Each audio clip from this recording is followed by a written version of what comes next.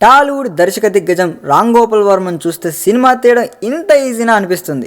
ఆయనకు ఐడియా రావడం ఆలస్యం, అసిస్టెంట్లను రైటర్లను పురమాయిస్తాడు. వాళ్ళు ఓ లెవెల్కు స్క్రిప్ట్ తయారు చేస్తే చాలు, ఆయన తన స్టైల్లో ఓ నెల రోజుల్లో సినిమా తీసి అవతల పారేస్తాడు. వర్మ ఓ అనౌన్స్మెంట్స్ చేయగానే ఆయన కోరుకున్న సమాచారం వచ్చి ముందు వాలిపోతుంది.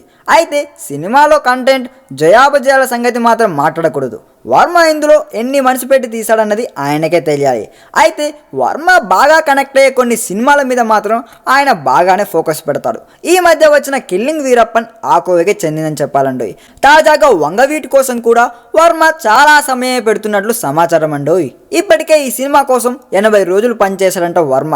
ఇప్పటికి పూర్తయింది 60% షూటింగ్ ఏనంటండోయ్, ఇంకా 40% మిగిలే ఉందంట.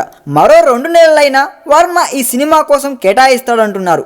రక్త చరిత్ర తరువాత వర్మ ఎక్కువ టైం పెడుతుంది, ఎక్కువ కష్టపడుతుంది వంగవీటి కోసమే అంటున్నారు.